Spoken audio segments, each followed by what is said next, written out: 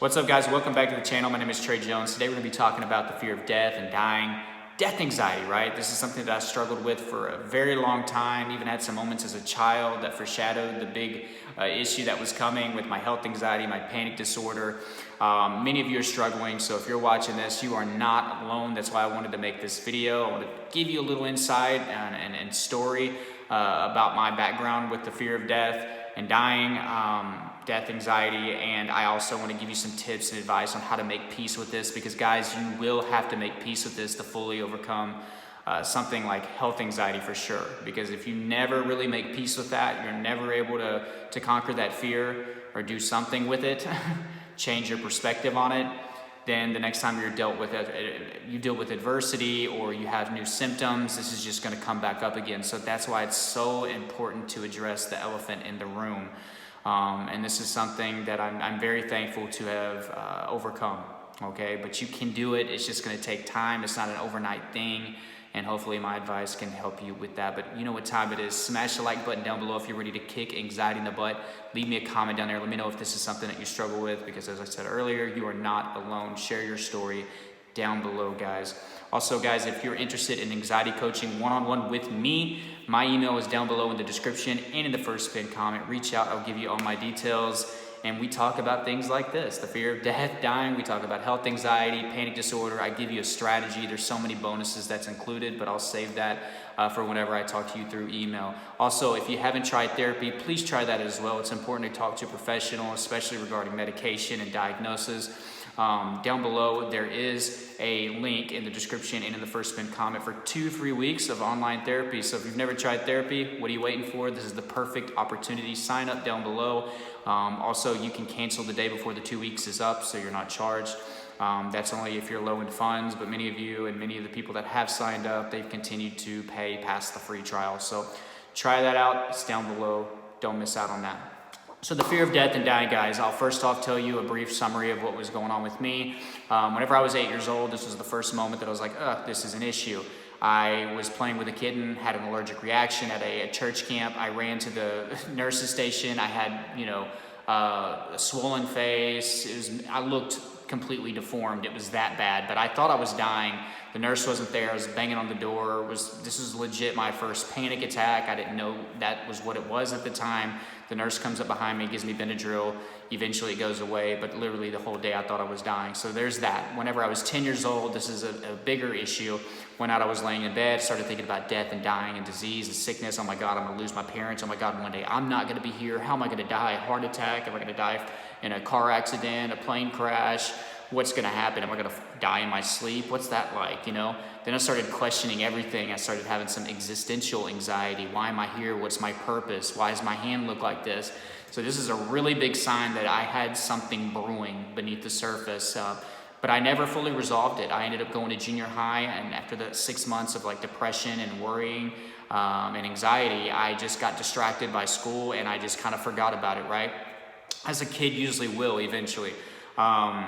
But yeah, that was my first signs. Now, whenever I developed health anxiety, of course, I really feared it. I thought I was having heart attacks all the time, but these were panic attacks. And I feared lymphoma, throat cancer, stomach cancer, all kinds of diseases. You name it, I thought I had it at some point. So this was a real struggle for me. And obviously there were some early signs from childhood that I was gonna struggle with this. So like any fear, you do have to face it. You have to kind of understand it to conquer it. And I just tried to put it in a box and scoot it over. Let me distract myself. Let me just try to forget about it. It would always come back to bite me in the butt, like many of you, especially if you're dealing with health anxiety. And I explained that process at the beginning of the video. If you just try to escape it and just try to push it aside, it will resurface again. Many of you have gone through some dormancy periods with your anxiety where you were distracted, or you kind of got over one fear of this certain disease, like it's not heart disease, it's panic attacks.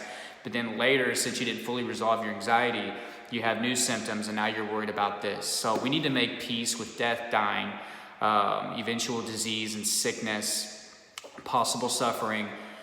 So the first thing that I decided to do was, and this is easier said than done, there's gonna be a day where I'm dying. There's gonna be a day where it's hard for me to breathe, okay? I'm going to do my best to just worry about that day when it gets here, okay?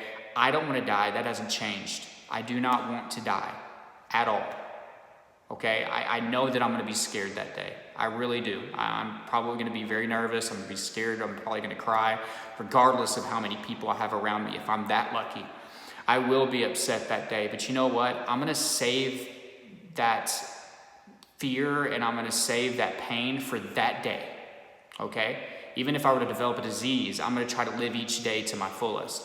So I don't want to miss out on the life that I have right now, the air that I'm breathing right now, okay? And I know some of you are like, this is not the whole video. This is just one of the points I'm trying to make.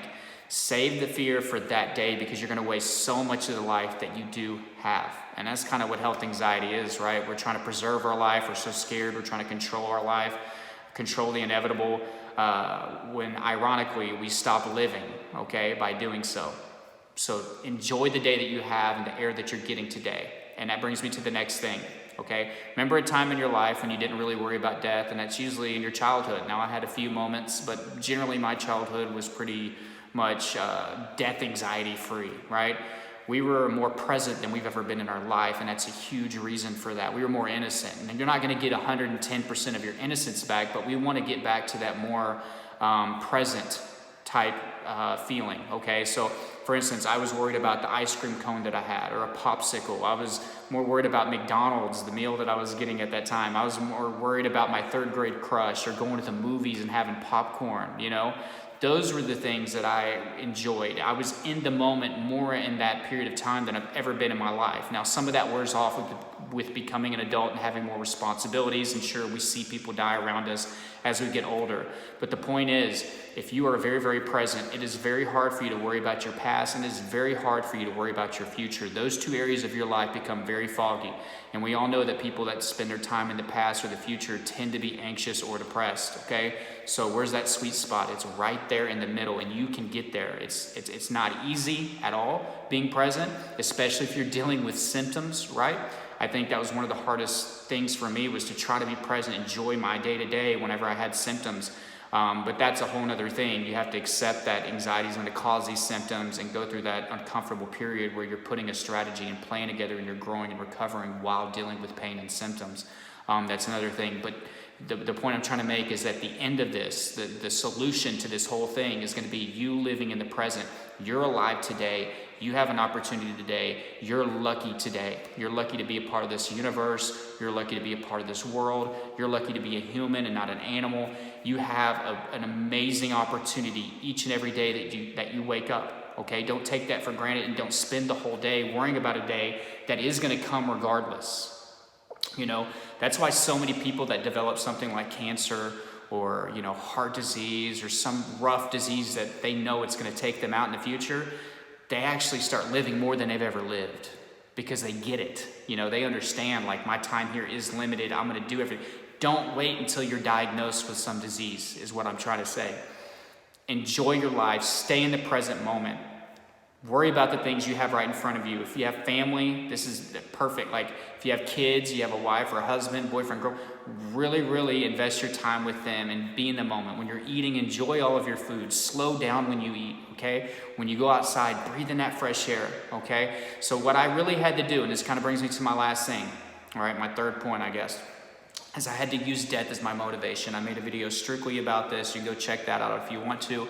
But death motivates me now. I know that one day it's going to be hard for me to breathe. As sad as that is, it really makes me appreciate the air that's going into my body right now. Man, it feels good to breathe right now. And one day I'm going to wish I could go back and get this back. So what am I going to do? I'm going to enjoy that. You know what I mean? I'm going to really soak that in.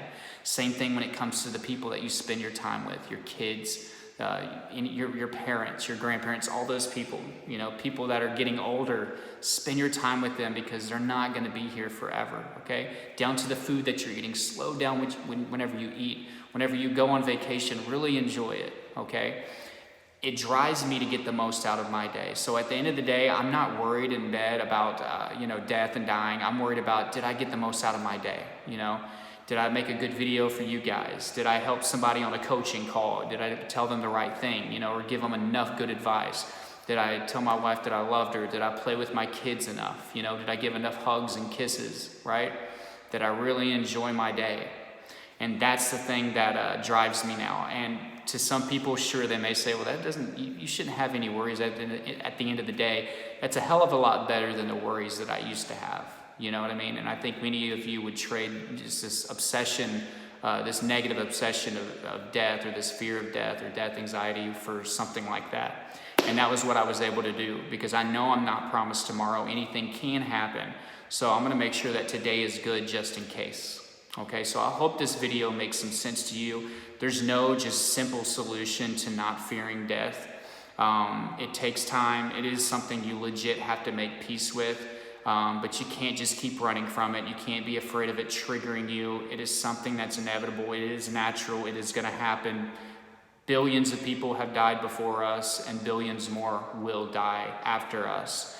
We were not meant to worry about that day. We were meant to be in the present moment and survive just today and get through the day and get the most out of our day. But guys, I love you. I hope that can bring some peace to you, or at least let you know how you can get to where I'm at. Even if you're not at peace right now with it, at least you know a direction ahead and some ideas to help you with that. But guys, I love you, and please, if you haven't reached out to me for anxiety coaching, do it. I'm helping so many people. Lives are being changed with that. It's very fulfilling. I've had such a great time. I'm so proud of what I do. And I would love for you to be a part of that, and for me to be a part of your recovery. And again, guys, if you haven't tried the therapy, that's great as well. I actually think it's great to have a life coach and have a therapist. So if you haven't tried therapy, take advantage of the 2 weeks free online therapy link that's down below in the description in the first pinned comment. And remember, guys, email me if you are interested in coaching with me personally.